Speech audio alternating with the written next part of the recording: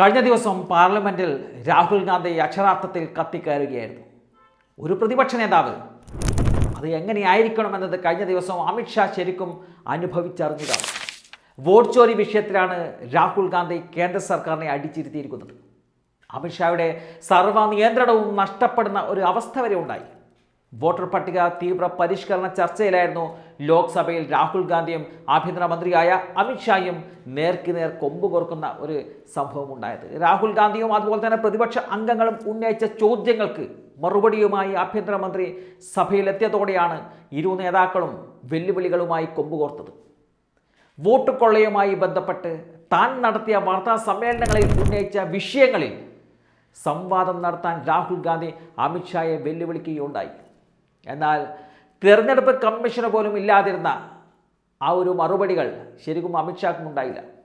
ലോക്സഭയിൽ ഉത്തരമില്ലാതെ നാണം കെടും എന്ന് ഉറപ്പായപ്പോൾ ചെറിയ പിള്ളേർ തോറ്റു കഴിയുമ്പോൾ പറയുന്നത് പോലെ നിങ്ങൾ പറയുന്നതിനുള്ള മറുപടി പറയാൻ തനിക്ക് മനസ്സില്ല, താൻ എന്ത് സംസാരിക്കണമെന്ന് താൻ തീരുമാനിക്കുമെന്ന് പറഞ്ഞ് അമിത്ഷാ ഒടുവിൽ ഒഴിഞ്ഞു മാറുന്ന ഒരു കാഴ്ചയാണ് നമുക്ക് കാണാൻ സാധിച്ചത്. വോട്ടർ പട്ടികയിൽ യഥാർത്ഥ വോട്ടർമാർ മാത്രമേ ഉള്ളൂ എന്ന് ഉറപ്പാക്കുവാനാണ് പരിഷ്കരണ നടപടി എന്ന് പറഞ്ഞ അമിത്ഷാ പക്ഷേ രാഹുലിൻ്റെ ഒരു ചോദ്യങ്ങൾക്കും ഒരു വാക്കുകൊണ്ട് പോലും മറുപടി നൽകാൻ തയ്യാറായില്ല. അദ്ദേഹം കോൺഗ്രസിനെ കുറ്റപ്പെടുത്താൻ മാത്രം സമയം കണ്ടെത്തുന്ന ഒരു സ്ഥിതിയായിരുന്നു. ജനാധിപത്യത്തെ കോൺഗ്രസ് അട്ടിമറിച്ചു എന്നതാണ് അമിത്ഷാ കഴിഞ്ഞ ദിവസം ലോക്സഭയിൽ പറഞ്ഞത്.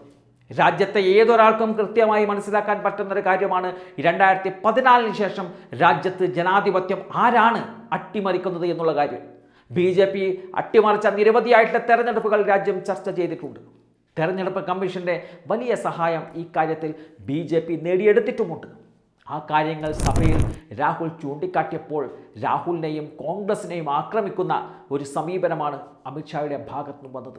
തെരഞ്ഞെടുപ്പ് കമ്മീഷണർമാർ പദവിയിലിരിക്കെ എടുക്കുന്ന ഏത് നടപടിക്കും എന്തുകൊണ്ടാണ് നിയമപരിരക്ഷ നൽകിയതെന്ന ചോദ്യത്തിന് ആദ്യം മറുപടി നൽകാൻ അമിത്ഷായോട് രാഹുൽ ഗാന്ധി ആവശ്യപ്പെട്ടപ്പോഴാണ് അമിത്ഷായുടെ സർവ്വ നിയന്ത്രണവും നഷ്ടപ്പെട്ടത്. താൻ നടത്തിയ 3 വാർത്താ സമ്മേളനത്തെക്കുറിച്ച് ഒരു സംവാദം നടത്തുവാൻ അമിത്ഷായെ താൻ വെല്ലുവിളിക്കുന്നതായും രാഹുൽ പറഞ്ഞിട്ടുണ്ട്. അത്യന്തം നാടകീയ നീക്കങ്ങൾക്കാണ് കഴിഞ്ഞ ദിവസം ലോക്സഭ സാക്ഷ്യം വഹിച്ചത്. പ്രതിപക്ഷത്തെ നേരിടാൻ ഭരണപക്ഷവും രംഗത്ത് വന്നതോടെ ആകെ ബഹളമയമായിരുന്നു. ഇതുവരെയായും സഭയ്ക്ക് പുറത്തായിരുന്നു രാഹുലിൻ്റെ പോരാട്ടമെങ്കിൽ രാഹുൽ ഇപ്പോൾ സഭയിലും ചോദ്യങ്ങൾ കൊണ്ട് കേന്ദ്രത്തെ ഉത്തരം മുട്ടിക്കുകയാണ്. തെരഞ്ഞെടുപ്പ് കമ്മീഷൻ രാഹുലിൻ്റെ ചോദ്യങ്ങൾക്ക് മറുപടി നൽകാതെ ഓടിയൊളിക്കുന്ന കാഴ്ചകൾ നമ്മൾ കണ്ടതാണ്.